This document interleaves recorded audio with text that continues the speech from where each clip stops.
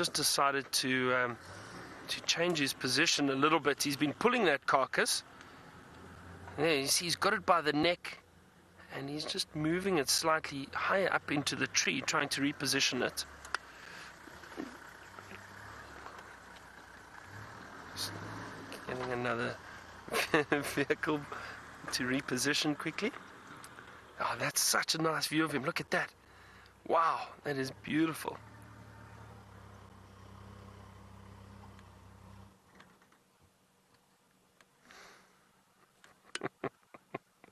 My friend Chris wanted to be famous there for a second, so he tried to get into the camera.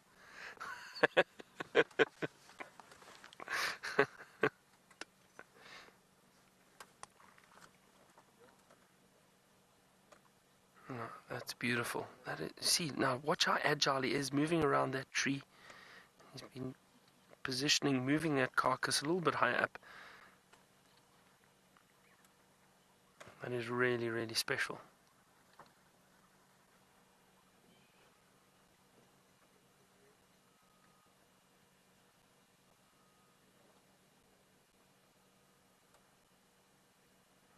Look how well camouflaged he is up in that tree at the moment. He was trying to, like I said, reposition that carcass, but I don't think he had much luck. I don't know if he knows where he wants to put it.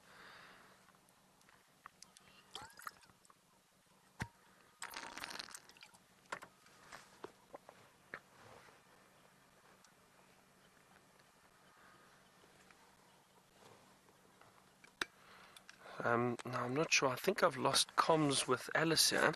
Alice, if you want to link quickly, go for it. Okay, Alice, I got you there. What did you say? Sorry. Okay. Sorry, I just lost Alice there for a second.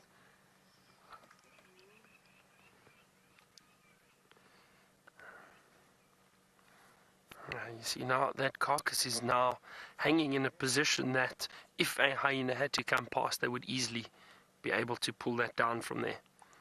See that? So there's actually not much left of the kind of the hindquarters and the stomach area. You can see he's fed on most of that. That's why I say this kill was definitely made yesterday. I think possibly yesterday afternoon, maybe fed on it for most of the night and this morning.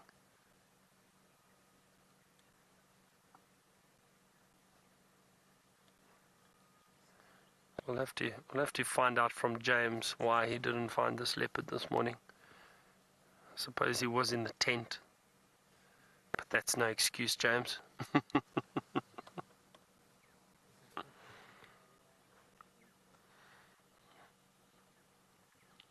can see he's cleaned up that skull quite a bit,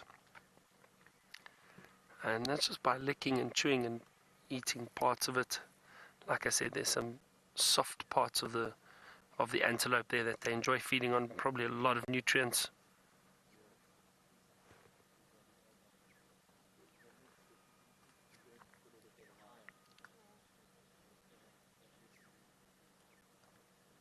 And it is a young male. You can see those horns again. So just as we thought, it's a young male. It's not a full-grown male that would have been rutting. Some of you were asking, do we think, was it a male's rutting that possibly got distracted and he managed to hunt one of them? But it's not a full-grown male, so he wouldn't have been rutting, this young male.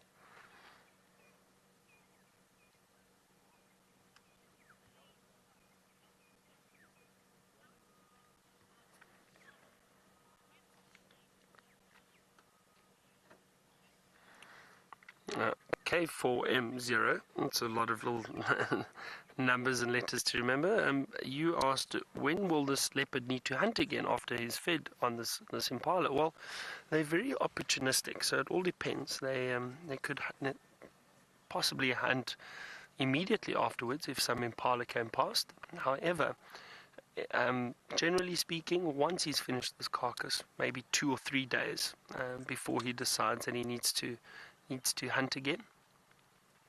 Also, like I said, with them being opportunistic, they try not to get too hungry before they hunt again.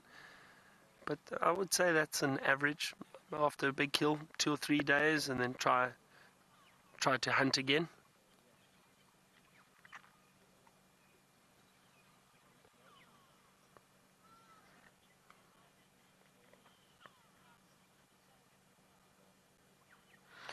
Well, violet not necessarily, because they can feed on a carcass for 2 days, 2 or 3 days sometimes. A little bit of rotten meat doesn't really affect the leopards or any of the predators for that matter, like it would for us. So yeah, there's still good fresh meat there on that carcass, but parts of it are most likely starting to rot a little bit. But their digestive system's much stronger than ours, so it doesn't affect them like it would affect us.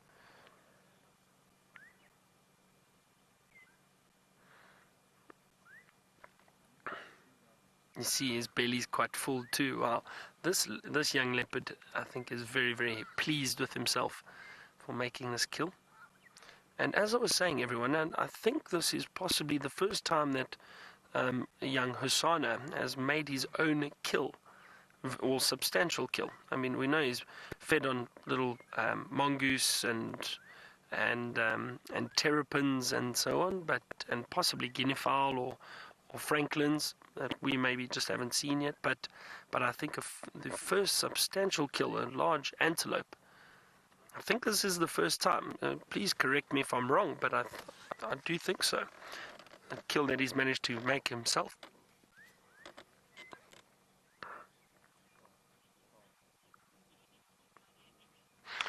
Now, from one leopard in a tree, Jamie's got another one.